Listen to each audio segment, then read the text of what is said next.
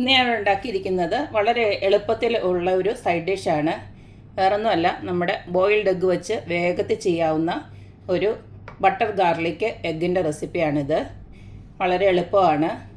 നമുക്കൊരു 10-15 മിനിറ്റ് ഉണ്ടെങ്കിൽ ഇത് വേഗത്തിൽ ചെയ്തെടുക്കാൻ പറ്റും. അപ്പോൾ നമുക്ക് ഈ ഒരു റെസിപ്പി എങ്ങനെയാണ് ഉണ്ടാക്കുന്നതെന്ന് നോക്കിയിട്ട് വരാം.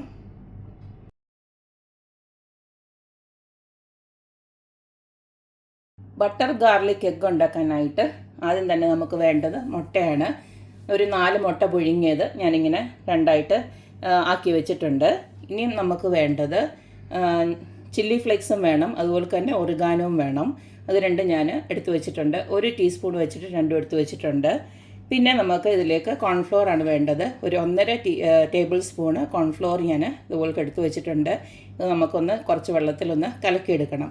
പിന്നെ വേണ്ടത് കുറച്ച് നമ്മുടെ സ്പ്രിംഗ് ഓണിയൻ ഉണ്ടല്ലോ, അത് കുറച്ചൊന്ന് റെഡിയാക്കി വെക്കണം. അതുപോലെ തന്നെ ഗാർലിക്ക് ഒരു 6 അല്ലി ഗാർലിക്ക് ഞാനിതുപോലെ കട്ട് ചെയ്ത് റെഡിയാക്കി വെച്ചിട്ടുണ്ട്.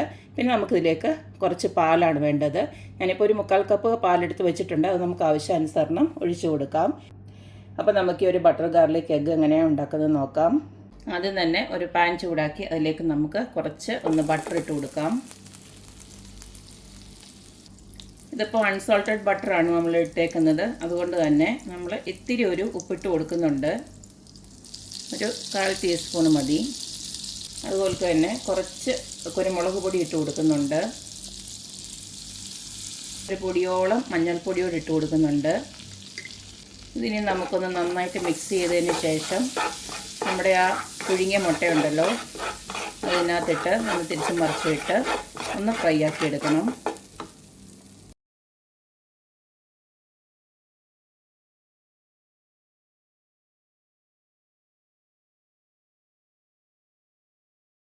രണ്ട് സൈഡും ചെറുതായിട്ടൊന്ന് ഇതുപോലൊന്ന് ഫ്രൈ ആയി കിട്ടുന്നുണ്ടേ നമുക്ക് ഈ ഒരു മുട്ടേനെ അങ്ങോട്ട് എടുത്ത് മാറ്റി വെക്കാം.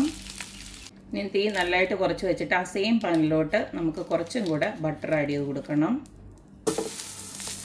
ഇതിലേക്ക് നമ്മൾ നേരത്തെ എടുത്ത് വെച്ചിരിക്കുന്ന ചോപ്പ് ചെയ്ത ഗാർലിക് ഉണ്ടല്ലോ അതങ്ങോട്ട് ഇട്ട് കൊടുക്കാം. ഇട്ട് കൊടുത്ത വെളുത്തുള്ളി ചെറുതായിട്ടൊന്ന് മൂത്ത് വരുന്നുണ്ടേ നമുക്ക് ആ ഒരു അരിഞ്ഞു വെച്ചിരുന്ന ഇതുണ്ടല്ലോ സ്പ്രിംഗ് ഓണിയന് അതുകൂടെ ഇട്ട് കൊടുക്കുകയാണ്. ഇതെല്ലാം ഒന്ന് നന്നായിട്ട് വാടി വരുമ്പോൾ നമുക്ക് എടുത്ത് വെച്ചിരിക്കുന്ന ആ ഒരു ക്രഷ്ഡ് ചില്ലിയും അതുപോലെ തന്നെ ഒറിഗാനോയുടെ ഇട്ട് കൊടുക്കുകയാണ്. ഇതിലേക്ക് നമ്മളെടുത്ത് വെച്ചിരിക്കുന്ന ആ പാലുണ്ടല്ലോ അങ്ങോട്ട് ഒഴിച്ചു കൊടുക്കുകയാണ്. ഞാനിപ്പോൾ 1/2 കപ്പ് പാല് ഒഴിച്ചു കൊടുത്തിട്ടുള്ളൂ. ഇനി ഇതിലേക്ക് ഞാൻ ആ കോൺഫ്ലോർ ഉണ്ടല്ലോ അത് ജസ്റ്റ് ഒന്ന് കലക്കി വെച്ചിട്ടുണ്ട്, അതും കൂടി ഇതിനകത്തോട്ട് ഒഴിച്ചു കൊടുക്കുകയാണ്.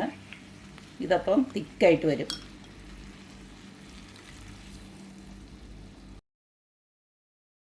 അത് ഞാൻ 1/2 കപ്പ് പാലാണ് ഒഴിച്ചു കൊടുത്തത്. ഇപ്പോൾ കണ്ടോ വേഗം തിക്കായിട്ടുണ്ട്. ഞാൻ ആ ബാക്കി വെച്ചിരിക്കുന്ന പാലും കൂടെ ഒഴിച്ചു കൊടുക്കുകയാണ്. ഈ സമയം ഇനി നമുക്ക് ഉപ്പൊക്കെ ഒന്ന് നോക്കാം.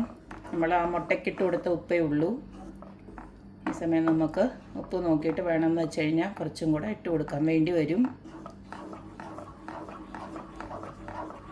ഞാനൊരു 1/2 ടീസ്പൂണ് ഉപ്പിട്ട് കൊടുക്കുകയാണ്. ഉപ്പൊട്ടുകയേ ഇല്ല, അപ്പോൾ ഇത്തിരി ഇട്ട് കൊടുക്കുകയാണ്. അപ്പോൾ കണ്ടോ ഇതെല്ലാം നല്ലതായിട്ട് തിക്കനായി വരുന്നുണ്ട്. ആ ഒരു കോൺഫ്ലോർ ഒന്ന് വെന്ത് കിട്ടണം, അത്രയേ ഉള്ളൂ. ഏകദേശം നമ്മുടെ ക്രീമി പാസ്ത ഉണ്ടാക്കത്തില്ലേ ആ ഒരു മെത്തേഡ് തന്നെയാണ്.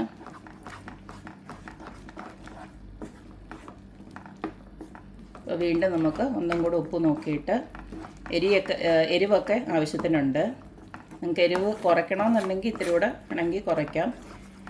കൂട്ടണമെന്നുണ്ടെങ്കിൽ ഇത്തിരി കൂടെ പെപ്പർ പൗഡർ ആഡ് ചെയ്ത് കൊടുത്തേച്ചാൽ മതി.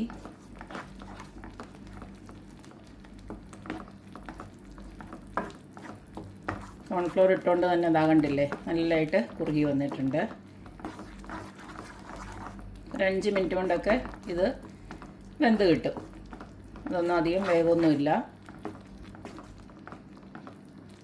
ഇനിയും കുറുകി കഴിഞ്ഞാൽ ഇത് ഒത്തിരി അങ്ങ് കുറുകി പോവും, കട്ടിയായി പോവും. അതുകൊണ്ട് ഇപ്പോൾ ഇനി സ്റ്റൗ ഓഫ് ചെയ്യാം. അപ്പം ആ ഒരു നമ്മളിട്ട് കൊടുത്ത കോൺഫ്ലോറൊക്കെ നന്നായിട്ട് വെന്തിട്ടുണ്ട്. ഇനി നമുക്ക് ഒറ്റ കാര്യമേ ഉള്ളൂ. നമ്മൾ റെഡിയാക്കി വെച്ചിരുന്ന മുട്ടയില്ലേ അതിങ്ങനെ ഓരോന്ന് ഇട്ട് കൊടുക്കാം. അത്രയേ ഉള്ളൂ. നമ്മുടെ അടിപൊളിയായിട്ടുള്ള ബട്ടർ ഗാർലിക് എഗ്ഗ് റെഡി ആയിട്ടുണ്ട്. ഒരു എളുപ്പം എന്നുള്ള ഒരു സൈഡ് ഡിഷ്. ഇതിൻ്റെ കൂടെ നമുക്ക് എന്തിൻ്റെയും കൂടെ നമുക്ക് ഇത് കൂട്ടി കഴിക്കാൻ പറ്റും. അപ്പോൾ എല്ലാവരും ഇതൊന്ന് ഉണ്ടാക്കി നോക്കുക, അഭിപ്രായങ്ങൾ അറിയിക്കുക. അപ്പോൾ എപ്പോഴും പറയുന്ന പോലെ തന്നെ എൻ്റെ റെസിപ്പീസ് ഇഷ്ടമുള്ള എല്ലാവരും please like, share and subscribe. അപ്പോൾ ഇനി ഒരു അടിപൊളി വീഡിയോ ആയിട്ട് വരുന്നവരേക്കും ബൈ.